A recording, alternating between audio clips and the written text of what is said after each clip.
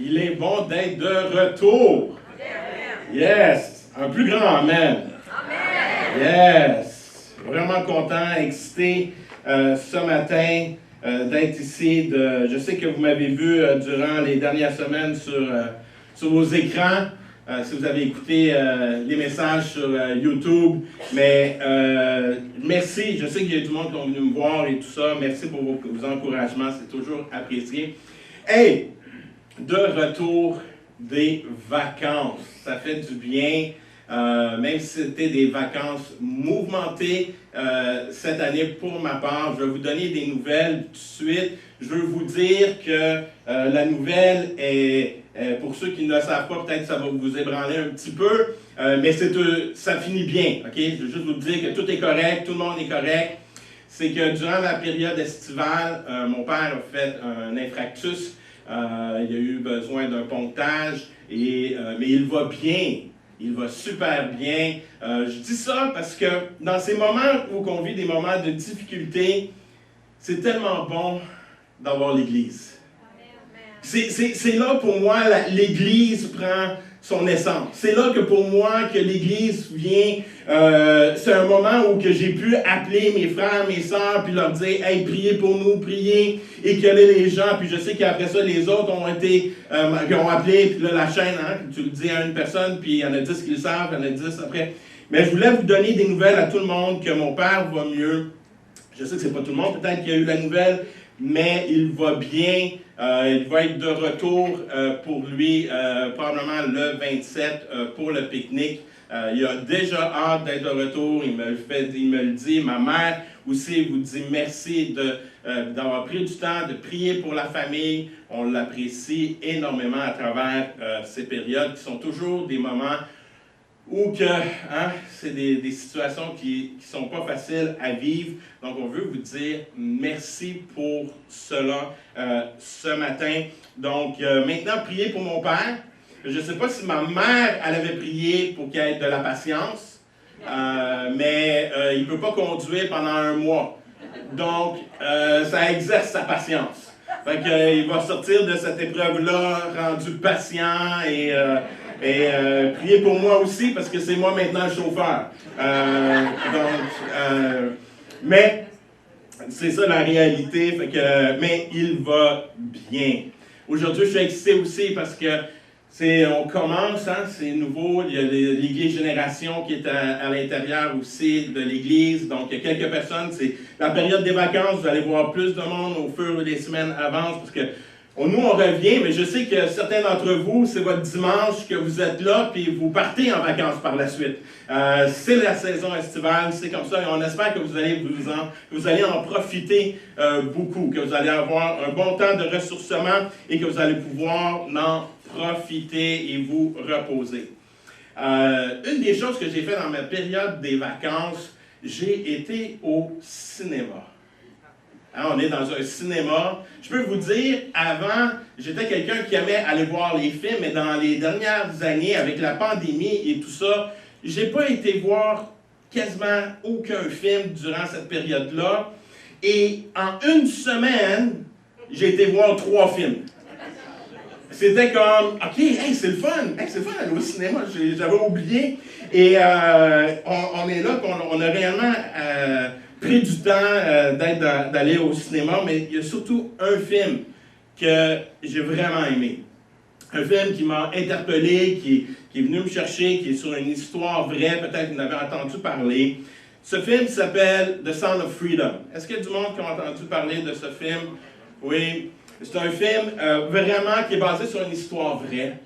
Et c'est une histoire c'est un agent qui est aux États-Unis, qui travaille pour les crimes contre la sexualité. Donc souvent, cet homme-là, Tim Ballard, est appelé à arrêter des pédophiles, des personnes qui ont commis des crimes horribles à travers. Et c'est une histoire vraie qu'on voit qu'à un certain moment donné, alors qu'il fait une arrestation, qu'il va sauver, ils vont arrêter un pédophile, mais ils vont sauver en même temps un des enfants qui était pris sous cette emprise de cet homme. Et ce jeune enfant-là va dire à cet homme, Tim Ballard, cet agent, « Est-ce que tu peux sauver ma sœur? » Parce que lui et sa sœur avaient été kidnappés. Puis là, il demande, « Peux-tu sauver ma sœur? » Et à partir de ce moment-là, Tim Ballard va partir à la recherche de sa sœur, de cet enfant. Et c'est toute cette histoire-là, fait que je ne vous donne pas le punch de la fin, fait que vous pouvez, quand il va sortir sur vidéo, vous allez pouvoir le voir. Mais quand tu écoutes un type de film comme ça, qui est une histoire vraie, tu ne peux pas sortir de là indifférent. Je suis sorti de ce film-là rempli d'émotions à l'intérieur, où que j'étais fâché de voir le péché, comment il y a une emprise aujourd'hui, et comment il y a des personnes qui consomment ce type de films, de personnes, ou de pédophiles et tout ça, qui viennent nous chercher, et que tu es fâché, que tu vois que c'est vraiment un film d'horreur. Certains aiment les films d'horreur parce qu'ils vont avoir un épouvantail. Ils vont avoir peur à cause de quelqu'un qui va te tuer ou quelque chose comme ça, mais ça, c'est un vrai film d'horreur. Ça, c'est la réalité. C'est triste. Ça vient me chercher. Je suis sorti de là fâché, j'étais bouleversé et en même temps inspiré. En même temps inspiré par cet homme rempli de compassion, de courage, de vouloir faire la différence. Et ça m'a inspiré à venir et à penser que nous avons besoin de ce courage, d'avoir ces convictions comme que cet homme avait, qui démontre à l'intérieur de ce film, qui veut prendre soin, qui veut sauver des petits-enfants qui vivent des situations horribles. Rempli de compassion, de conviction et de courage. Le courage d'être différent. C'est le titre de mon message ce matin. Le courage d'être différent. Je crois que nous sommes appelés de plus en plus aujourd'hui à être différents.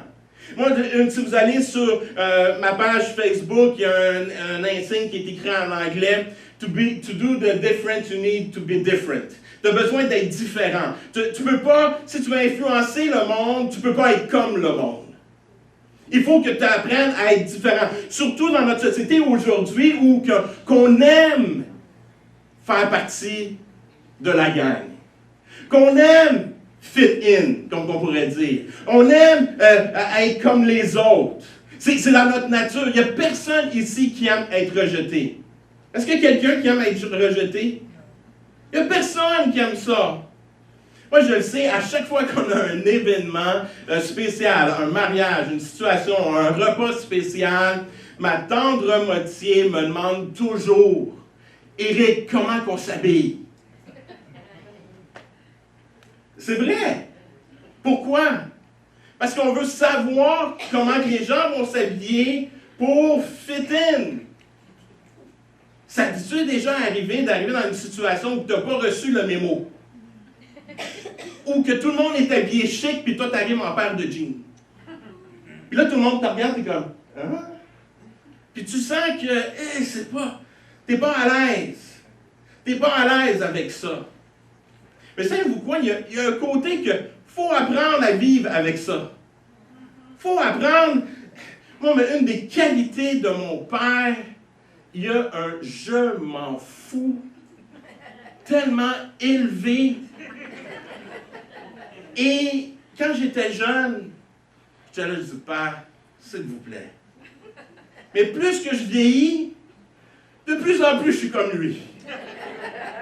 Je commence à me foutre un peu de pas mal, bien des affaires aujourd'hui. Je vous raconte une petite illustration rapidement. À un moment donné, alors que je suis jeune, j'ai environ 12 ans, mon père nous emmène, la famille ensemble, on s'en va à Walt Disney, on s'en va en Floride, et son patron, il a dit, « Hey, quand tu reviens, tu dois aller manger à ce restaurant-là, tu vas manger à ce steakhouse-là, tu vas voir, c'est beau, c'est chic. » Puis vous devez comprendre, le patron de mon père, c'était quelqu'un qui était riche, qui est encore riche, qui a une grosse fortune, qui reste à Westmount, ça veut tout dire. Fait qu'il dit à mon père d'aller manger là. Fait que mon père, il dit, ah ben ok, parfait, c'est les vacances, on va aller manger là. Ma mère, je me souviens de la discussion. Je suis en arrière avec mon frère à l'époque. Puis ma mère est là, puis elle dit, chérie, on va pas manger là. Elle dit, ben oui, on s'en va manger là. Elle dit, mais non, on n'est pas habillés pour aller manger là. On est en short, on est en route, c'est pas le temps d'aller manger là. Il dit, mon argent est aussi bon que n'importe qui. On rentre dans le restaurant. 2 jeunes femmes rouvrent les portes pour nous accueillir. Des gants jusque-là, des robes longues jusqu'à terre. Nous, on est en short, des petites camisoles. On arrive de la Floride, on est tout contents. Et qu'est-ce qu'ils font? Ils nous emmènent en plein milieu du restaurant. Tout le monde nous voit. Moi, mon frère, ma mère, on est tous gênés, on est tous là. Mon père, droite, fier, je suis là, je m'en viens manger mon steak. Savez-vous quoi? Aujourd'hui, de plus en plus, en tant que croyants, nous sommes appelés à être comme ça. De plus en plus, nous sommes appelés à être différents puis d'avoir le courage d'être différents. Ce courage que des fois, que tout le monde alentour de nous font des choses différentes, mais que nous sommes appelés à avoir des valeurs différentes. Et c'est ma prière pour nous aujourd'hui qu'on puisse avoir ce courage d'être différent, d'avoir un mindset différent, un cœur différent, qu'on puisse être changé. Parce que c'est trop facile aujourd'hui de se laisser influencer. C'est trop facile aujourd'hui de simplement vouloir fit in. Puis ce qu'on ne réalise pas alors qu'on fait comme les autres, c'est qu'on commence à avoir des pensées comme les autres. On commence à réfléchir comme les autres. Puis on ne le réalise pas. Et savez-vous quoi? Même dans les Écritures, on le voit. Même les disciples vont le vivre. Même les disciples, ils sont animés par cela. Par le système des valeurs de l'époque, qui sont les mêmes qu'aujourd'hui. Il n'y a rien qui a changé. Qui sont les mêmes. Qu'est-ce qui est le fun quand on lit la Bible? C'est qu'on regarde les disciples, qu'on est là, qu'on dit « Oh wow, j'aime les disciples parce qu'ils posaient des questions. » Ils posent des questions, puis là, nous, on a la suite. On va dire « Pouf, cette question-là. » Mais la réalité, on l'aurait posé nous aussi la même question. Mais nous, on a le privilège de dire « Ah, ben ouais, ben non, tu sais. » Mais la réalité, on aurait posé les mêmes types de questions à Jésus. Et quand on prend le temps, parce qu'on voit la réponse, nous, de Jésus, on est là, oh ouais, la question, c'est facile de tomber sur la tête des disciples, puis de dire, hey, ça n'a pas d'allure, parce que c'est comme ça que je réagis. Mais ça fait juste démontrer comment mon cœur est. Puis là, je commence à me comparer avec les disciples.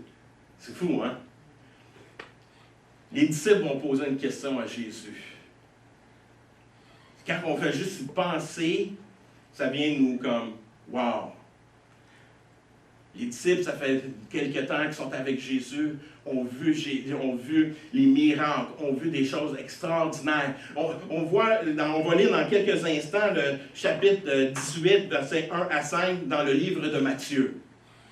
Et on va voir comment que les disciples ont posé une question, mais juste avant, au chapitre 17, on voit des choses extraordinaires. On voit que Jésus va prendre Pierre, Jean et Jean, ils vont les emmener à une montagne, puis là, ils vont voir la transformation, ils vont voir la transfiguration, ils vont voir comment que Jésus, on va voir Moïse et ça. Pierre va dire, on devrait mettre une tente ici, c'est trop chill, c'est le fun, c'est bien, ça, on veut rester ici, on ressent la présence de Dieu, on ne veut plus bouger.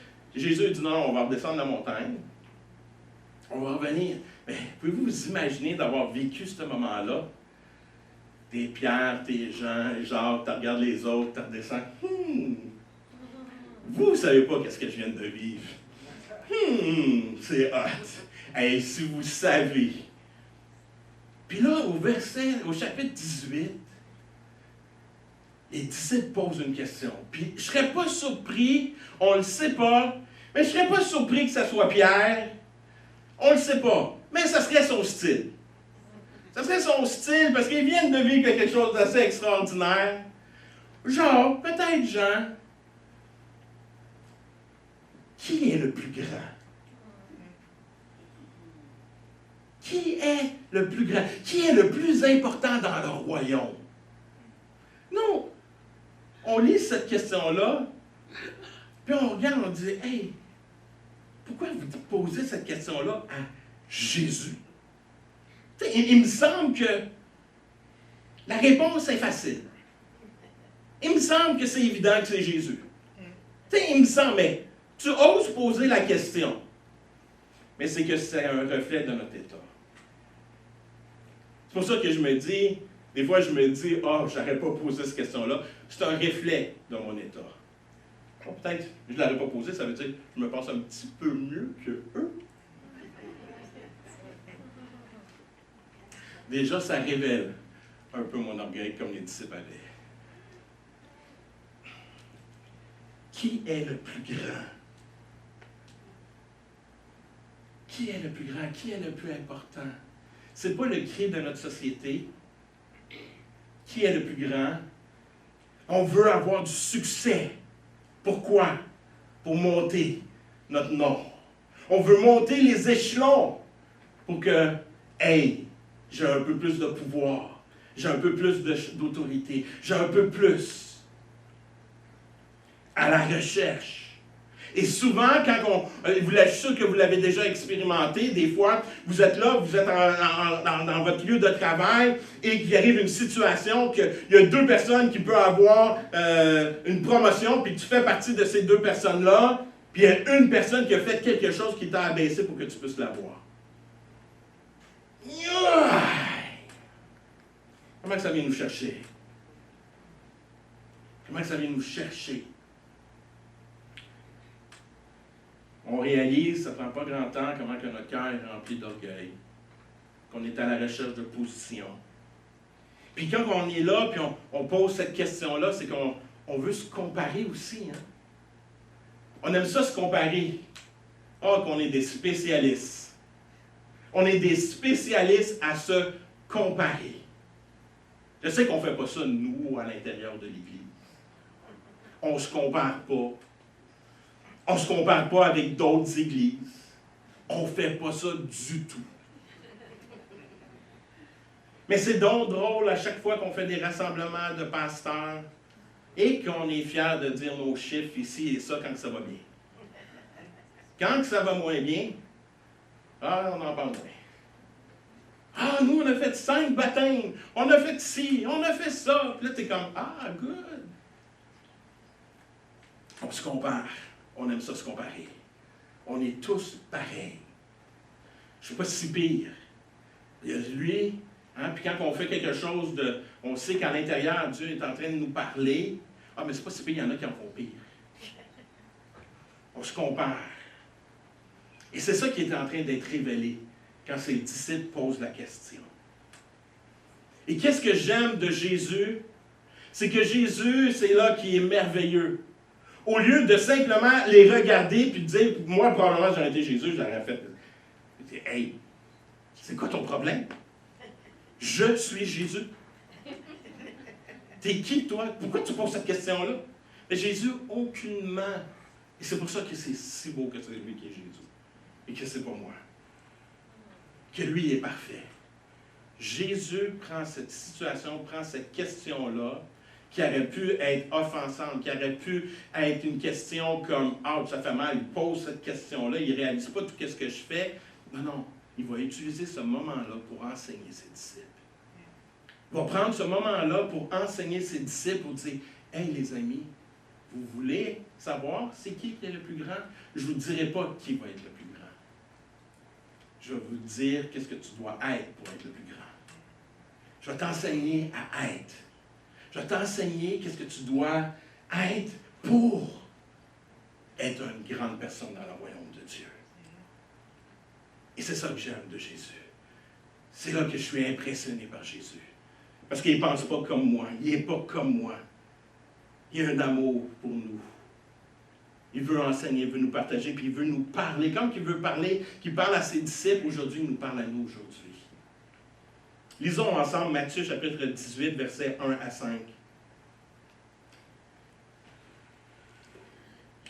À ce moment-là, les disciples s'approchèrent de Jésus et lui demandent « Qui est le plus important dans le royaume des cieux ?» Jésus appelle un enfant. Il le place devant eux et il dit « Je vous l'affirme, c'est la vérité. Si vous ne changez pas pour devenir comme des enfants, vous n'entrez pas dans le royaume des cieux. Donc, si quelqu'un se fait petit comme cet enfant, il sera le plus important dans le royaume des cieux. Et si quelqu'un reçoit un enfant comme celui-ci, à cause de moi, c'est moi qui le reçois. » Voyez-vous, la première chose que nous devons expérimenter, la première chose qu'on doit expérimenter, que Jésus est en train de leur enseigner, si vous voulez expérimenter le royaume de Dieu, si vous voulez en faire partie, on ne parle même pas de qui va être le plus grand, hein? Avez-vous remarqué, il ne parle pas de qui va être le plus grand. Si vous voulez participer, si vous voulez faire partie du royaume de Dieu, voici ce qu'il doit se produire. Tu dois changer. Tu dois changer ton cœur. Tu dois changer ton mindset, ton état d'esprit. Il faut que tu laisses Dieu venir faire son œuvre en toi. Tu ne pourras jamais être quelqu'un de grand dans le royaume de Dieu si tu ne laisses pas Dieu changer ton cœur. Voyez-vous le problème dans notre société, et c'est là que la Bible est offensante. C'est là que la bonne nouvelle, des fois, elle vient et elle nous confronte. Elle nous confronte, pourquoi? Parce qu'elle nous emmène à reconnaître qui est Dieu. Parce que le plus grand défi, on veut être le plus grand. Donc, en quelque part, je veux être le plus grand, c'est que je veux être Dieu. Et là, il dit, non. C'est pas ça que je t'appelle à être. C'est pas ça que je t'appelle à être. Maintenant, tu es appelé à changer ton cœur, à avoir un cœur d'enfant. Et c'est quoi un cœur d'enfant? Un cœur d'enfant, quand il dit qu'on a besoin de changer, d'être comme un enfant, c'est dépendant de son père. Un enfant, c'est dépendant de son père. Et ça, c'est extrêmement important. Et c'est pour ça qu'on a besoin de cela. Alors qu'on est confronté à nous, parce qu'on veut être le numéro 1, Dieu dit non, c'est pas toi le numéro 1, c'est moi le Créateur, c'est moi le Dieu de l'univers, c'est moi qui t'ai sauvé, c'est moi qui ai envoyé mon Fils à la croix pour toi. Maintenant, je te demande simplement que tu reconnaisses qui je suis, que je suis ton Père. Un enfant reconnaît son Père. Et c'est là que c'est important pour nous qu'on puisse réaliser que Jésus est là et qu'il veut toucher nos cœurs, il veut qu'on soit dépendant de lui. Il veut qu'on soit simplement, complètement, qu'on s'abandonne complètement à lui. Et c'est cela qui est difficile. Parce que la réalité, nous, on veut être des personnes que, hey, moi j'ai réussi. J'ai réussi par moi-même. J'ai fait la fortune par moi-même. Et Dieu, lui, là, non, tout ce que tu as, tout ce que tu as accompli, qu'est-ce que tu vas accomplir, c'est moi qui l'accorde. Dépendant. Et c'est ça qu'il demande. C'est pour ça qu'il prend l'enfant, qu'il l'assied sur lui et qu'il lui dit, hey, cet enfant-là, il reconnaît son père. Toi, est-ce que tu es prêt à reconnaître ton père? Est-ce que tu es prêt? Ce matin, Jésus t'envoie une invitation à simplement reconnaître que tu dépends de lui. Souvent, beaucoup de monde à l'extérieur de l'Église vont dire, oui, tu as besoin de ça. C'est une dépendance. Tu as besoin, c'est une béquille. Et moi, je réponds, oui. Oui, c'est une béquille. C'est pas juste une béquille, c'est tout. C'est une dépendance. Je suis dépendant. Je ne peux rien par lui. Sans lui, je ne peux rien. Je suis dépendant. Si vous voulez voir quelqu'un, on sait c'est quoi quelqu'un qui est dépendant de la drogue. Il y a ce besoin, cette recherche toujours. J'ai besoin de cette recherche. La même dépendance, j'ai besoin de Jésus. Dans les situations difficiles, j'ai besoin de Jésus. Au début de réunion, quand j'y suis arrivé, puis je vous ai partagé la nouvelle avec mon père, est-ce que je peux vous dire que j'étais dépendant de mon père? J'étais dépendant, j'ai demandé, Seigneur, qu'est-ce qui se passe? Je ne comprends pas, je ne sais pas quoi faire. Et la seule chose que j'étais capable de faire, c'était de prier à mon père et d'appeler mes amis pour qu'ils puissent prier. C'était la seule chose. Être dépendant. C'est ça, être dépendant de Dieu. Et tu as besoin d'expérimenter. Et alors que tu expérimentes, tu reconnais ta dépendance, que tu as besoin de lui, que tu reconnais que tu es pécheur, c'est là que ton cœur est transformé. C'est là que ta vie change. C'est là que ton mindset change, que ton attitude change. Ta façon de voir les choses change. Ce qui avant, tu étais là, tu étais comme dire, ah ben il n'y a rien là, qu'aujourd'hui, ça devient offensant. Ça devient offensant, pourquoi? Parce que tu sais que ça fait mal au cœur de ton père. Nous sommes appelés à être transformés, de changer notre cœur, changer notre mindset. On est dépendant. C'est important qu'on puisse le comprendre. Et de comprendre qu'est-ce qui est beau d'un enfant, c'est quoi? Un enfant, il est dépendant et c'est donc simple. C'est simple, un enfant. Quand ça vieillit, ça commence à être compliqué. Hein? Tous les parents vont vous le dire. Les parents qui ont... Moi, je suis rendu, j'ai des adultes. Je n'ai même plus d'enfants, c'est des adultes.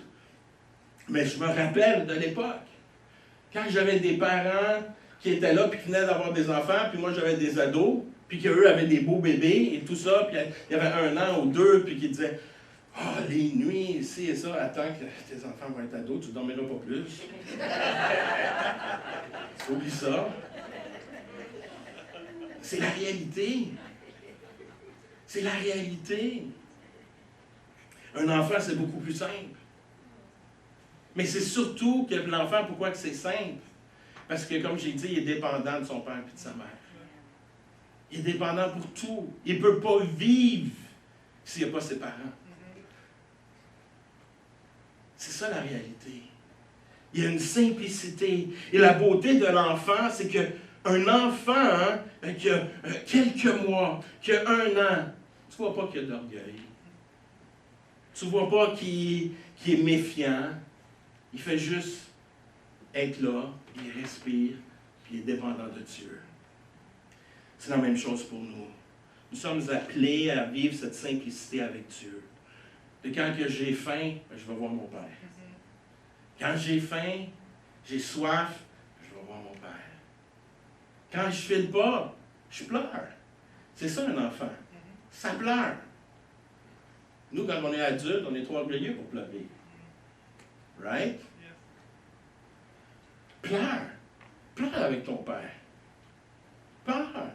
Moi, mes enfants sont habitués. Ils me voient trop souvent pleurer, probablement. Je pleure. Je pleure devant mes enfants. Je pleure devant mon Dieu. Je pleure parce que pourquoi? Je vis des choses qui sont dures puis j'ai besoin de mon Père Céleste. Je suis dépendant de lui. Je suis dépendant de lui. Vivre sans méfiance, sans complications inutiles. Les enfants ont une attitude simple qui nous permet de s'approcher de leur Père. Tu sais, ils font le pire mauvais coup, nos enfants. Ça ne leur dérange pas, ils viennent t'avoir tout de suite. C'est vrai. Ils font le pire coup. Ils n'ont pas de problème, ils viennent te revoir. Plus qu'on vieillit, on fait des mauvais coups, pourtant on s'éloigne de Dieu. Pourtant, on est appelé de s'approcher de Dieu. Avoir un cœur d'enfant, c'est ça. C'est que quand on vit quelque chose de dur, peu importe, je retourne vers mon Père. Qu'on puisse changer notre cœur, avoir un nouveau mindset. Puis, ce texte-là nous emmène vraiment à comprendre comment nous sommes appelés à vivre dans l'humilité. C'est ça le passage. Le cœur du passage, c'est qu'on change notre vie, mais qu'on marche dans l'humilité. C'est ça l'essence du texte. J'aime ce passage, 1 Pierre 5, 5 et 6, qui nous dit « De même, jeunes gens, soyez soumis à ceux qui sont plus âgés de vous. et vous tous, revêtez-vous d'humilité dans vos rapports les uns avec les autres, car l'Écriture déclare, Dieu s'oppose aux orgueilleux, mais il traite les humbles avec bienveillance. Courbez-vous donc humblement sous la main puissante de Dieu, afin qu'il vous élève au moment qu'il a fixé. Nous sommes appelés à marcher dans l'humilité. Être courageux de marcher dans l'humilité. Marcher dans l'humilité, ça ne veut pas dire de marcher la tête entre les deux jambes. C'est pas ça que ça veut dire. Marcher dans l'humilité, c'est de reconnaître ce que Dieu t'a donné. Tu as un cœur reconnaissant. Tu reconnais que tu dépends de lui. Tout ce que tu as lui appartient. Et que quand il me demande quelque chose, je veux juste lui redonner ce que lui m'a déjà donné. Puis je marche en obéissance. Je marche simplement en voulant accomplir sa volonté. Que je réalise que sa volonté sera toujours meilleure que ma volonté. Que je réalise que c'est ça qui est le plus important. Et c'est cela qui fait que je marche dans l'humilité. C'est quand que je suis prêt à accomplir ce que Dieu me demande au déprimant de tout. Pourquoi que j'ai aimé tant ce film dans Sound of Freedom? Parce qu'à un moment donné, il doit faire des choix qui sont extrêmement difficiles. Il va laisser sa femme, ses enfants, pour aller chercher un autre enfant. C'est fou. Mais à cause de la compassion et de qu'est-ce que Dieu, qu'est-ce qui l'animait, il a pris cette décision-là. Et je crois que c'est la même chose pour nous. Avoir ce courage de vouloir être revêtu d'humilité, c'est d'être revêtu de l'obéissance de Dieu et d'accomplir sa volonté. C'est tout. Des fois, je pose la question à des personnes qui commencent le ministère et tout ça, parce que quand tu commences le ministère, c'est rare que tu t'imagines dans une petite église. Tu commences le ministère puis tu penses que tu vas faire partie de la grosse église. Que toi, quand tu vas commencer le ministère, c'est comme, ah oui, je commence, puis le monde entier va venir au Seigneur. Tu sais, des fois, là, je vais être honnête avec vous, des fois, je me pose des questions, des fois, dans nos prières. C'est moi, ça, des fois, je pense trop. Je dis, pourquoi les gens veulent tellement le réveil? C'est-tu juste à cause qu'on veut être plus? On veut juste être plus grand? On veut plus de monde? Où est-ce qu'on réalise vraiment l'état de la situation? Des fois, j'entends des choses, c'est comme on veut toujours plus. Puis c'est là que je pose la question aux jeunes. Si Dieu te pose la question, t'arrive et te dit, tu vois, pour les 5 prochaines années, je veux que tu prennes soin de telle personne, c'est tout. Est-ce que tu serais heureux? Est-ce que ça te satisferait de prendre soin de cette personne-là, puis cette personne-là, tu ne sais pas qu'est-ce qu'elle va accomplir, mais Dieu te demande de prendre soin de cette personne-là. C'est tout. Dieu te demande ça. Prends soin de cette personne-là. Enseigne-lui. Démontre-lui c'est quoi de vivre avec moi. C'est quoi? Enseigne-lui. Est-ce que tu serais satisfait? Est-ce que pour toi, tu aurais accompli ta mission sur terre?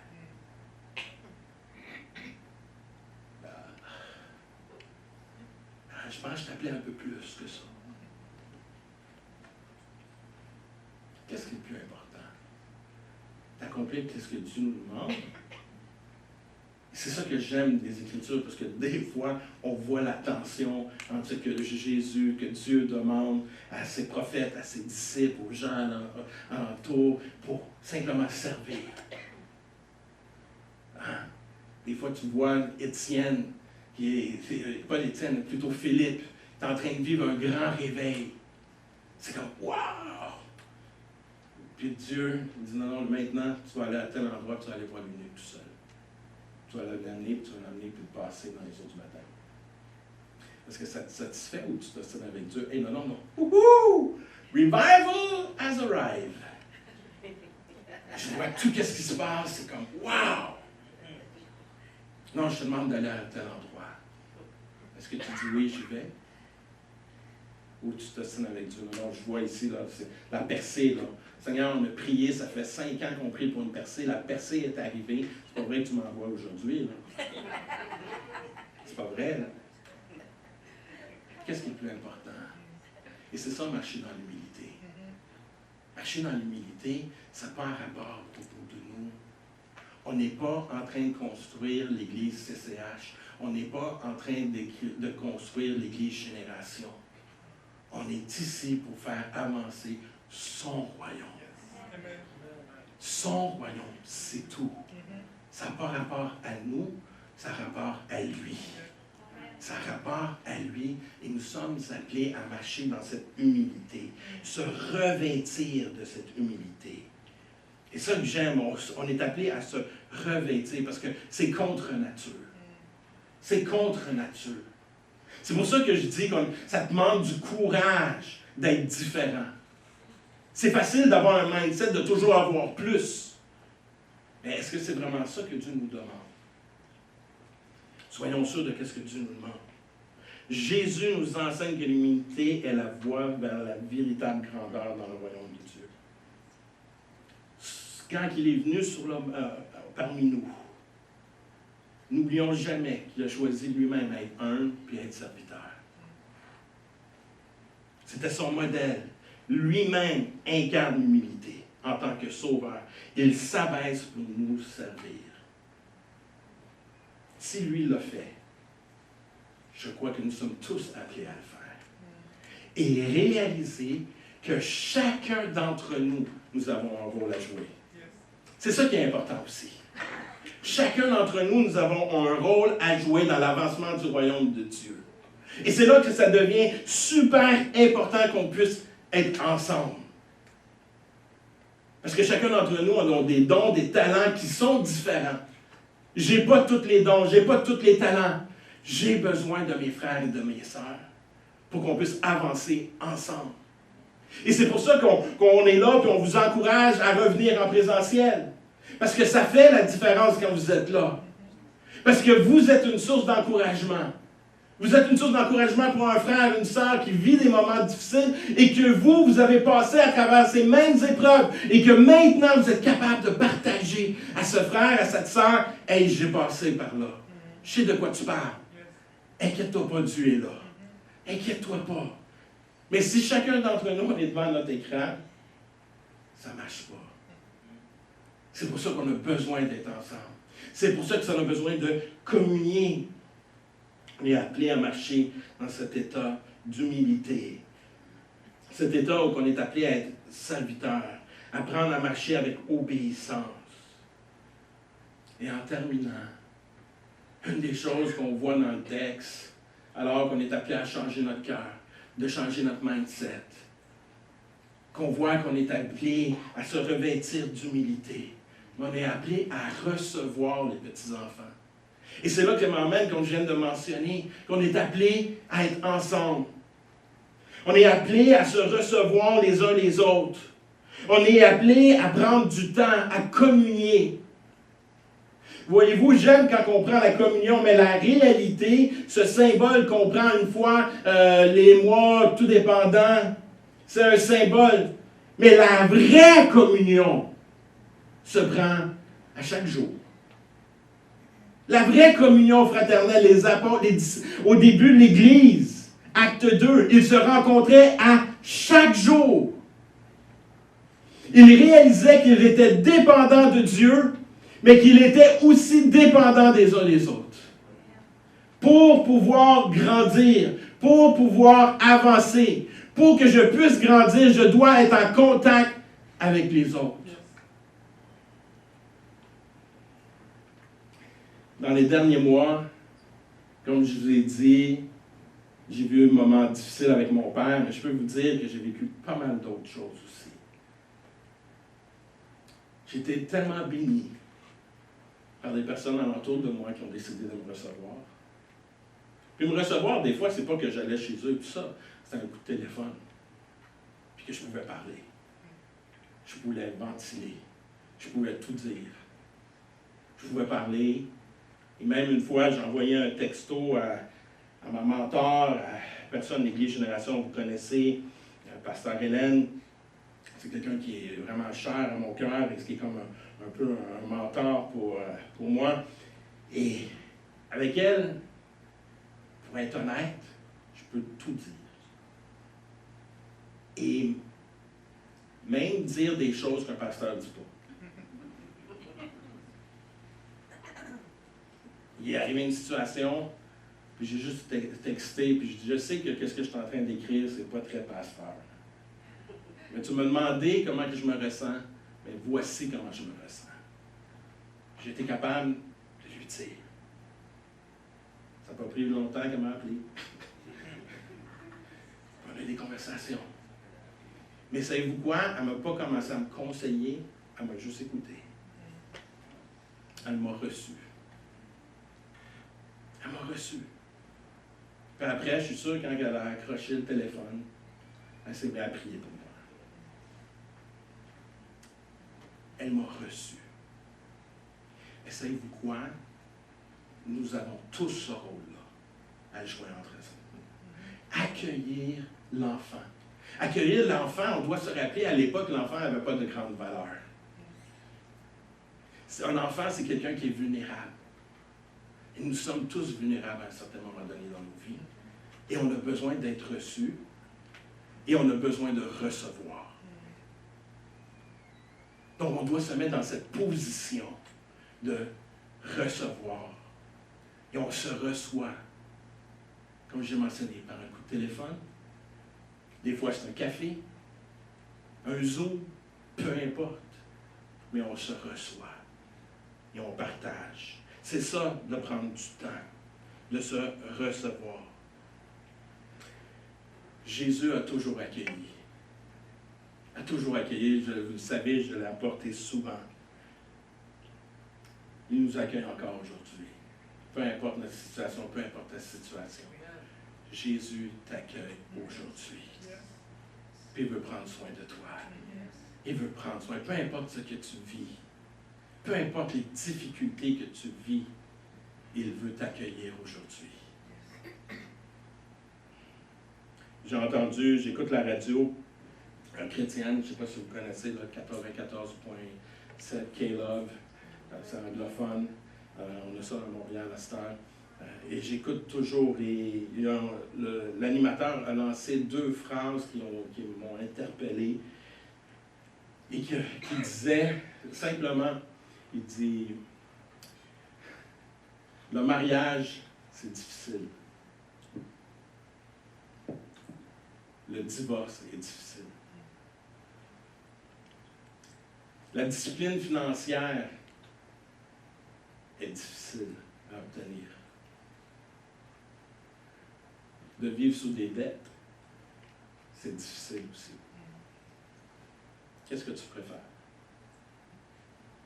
Qu'est-ce que tu préfères? Travailler et demander à Dieu de l'aide pour ton mariage, puis dire, hey, je vis des moments difficiles, j'ai besoin de toi. Je préfère travailler là-dessus. Je vis des moments difficiles, peut-être financièrement. Dieu, je vais te faire confiance. Je préfère vivre là-dessus. Que tu es celui qui pourvoit. Tu vas me donner la sagesse de voir comment gérer mes affaires. Ça va être difficile d'être discipliné. Ça va être difficile.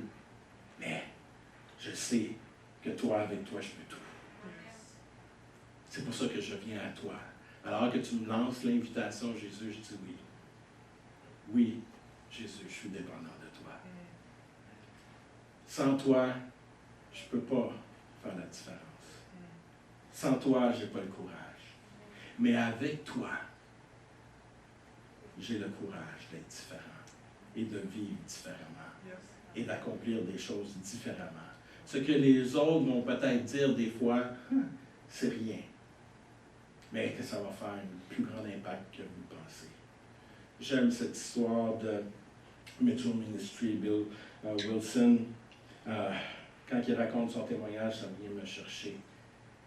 Un jeune homme, Bill Wilson, si vous ne connaissez pas Mitchell Ministry, c'est un ministère aux États-Unis, à New York, qui se concentre à prendre soin des enfants, qui vont chercher les enfants dans des endroits, Brooklyn, de plusieurs endroits, et qui vont chercher dans les quartiers les plus pauvres, vont les prendre, vont leur enseigner, partager. Ils font une œuvre extraordinaire. Et j'ai visité, moi et Pasteur Laurent, nous avons visité ensemble leur quartier et tout ça, et c'était toute une histoire. Mais quand il raconte son témoignage, quand il raconte son histoire, que lui qui était un enfant abandonné, qui a été abandonné sur un coin de rue, sur un banc, puis qu'une personne a décidé de s'arrêter, de lui parler, prendre soin de lui. Il a pris soin de lui, il l'a amené dans un camp chrétien. Puis qu'aujourd'hui, ça a un impact mondial, Metro Ministry. Une personne s'est arrêtée à un enfant. Quelque chose qui semble simple, mais comment ça l'a marqué. Puis vous imaginez, si j'avais juste ça, prendre soin de ce petit enfant-là, puis que je sais tout l'impact que ça peut avoir. On est bénis ici, à l'Église. On a des ministères pour les enfants, on a des ministères pour la jeunesse. On ne sait pas qu'est-ce qu'il va accomplir. Mais savez-vous quoi? Il nous regarde. Il nous regarde. Est-ce qu'on peut être des bons modèles pour eux? Des modèles qui marchent dans l'humilité. Et qu'on est courageux de faire les choses différemment. Pour qu'eux, en retour, puissent marcher dans ce chemin-là aussi. Alors que j'invite Laurent à venir nous amener dans ce temps de louange. J'ai 2 versets que j'ai ajoutés ce matin qui ne sont pas sur le PowerPoint, mais que je voudrais terminer, et c'est un peu ma prière pour chacun d'entre nous ce matin. Juste avant de les lire, si vous avez à cœur, si vous êtes nouveau ici, ou alors que vous nous écoutez, contactez-nous. Venez nous voir à la table de bienvenue.